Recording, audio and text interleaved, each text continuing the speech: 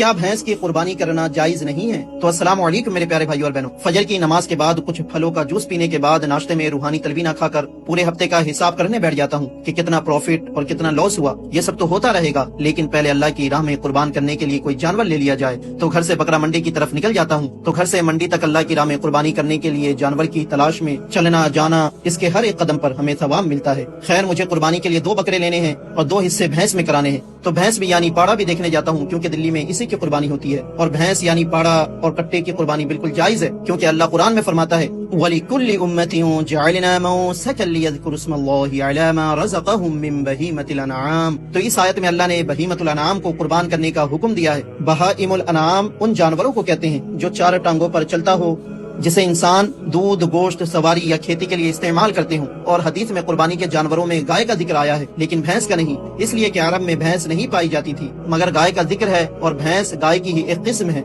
जाहिरी शक्ल सूरत में दूध और गोश्त के हर एक एतबार से गाय जैसी ही है, इसलिए इसका हुक्म भी गाय जैसा है, जिस पर तमाम उलमा का इजमा है। फिक़े हनफी, शाफ़ई, मालिकी, हम्बली सबका इस पर इजमा है कि भैंस की कुर्बानी जायज है। और हमारे नबी इरशाद फरमाते हैं कि इजमाए उम्मत दलील है, जो चीज कुरान और हदीस से साबित ना हो उसे मेरी उम्मत का इजमा जायज और नाजायज बना सकती है। तो भैंस की कुर्बानी के जायज होने के लिए 3 दलील है हमारे पास। पहली तो कुरान यानी भैंस बहीमतुल अनआम में से, जिसकी बिना पर इसकी कुर्बानी को सही नहीं कहने वाले भी इसके दूध और गोश्त को खाना पीना हलाल बताते हैं, यानी कुरान के मुताबिक भैंस बहीमतुल अनआम में से है। और दूसरी दलील ये है कि भैंस गाय की एक किस्म है और गाय का जिक्र हदीस में है। और तीसरी दलील भैंस की कुर्बानी के जायज होने पर इजमाए उम्मत है। तो कम इल्म वालों के चक्कर में आकर परेशान न होए, बल्कि बेफिक्र होकर इसकी कुर्बानी करे। खैर, मुझसे पहले अब्बू जान को सही जानवर मिल जाता है, तो अब्बू जान कुर्बानी के लिए ये दोनों बकरे खरीद कर ले आते हैं। अल्हम्दुलिल्लाह।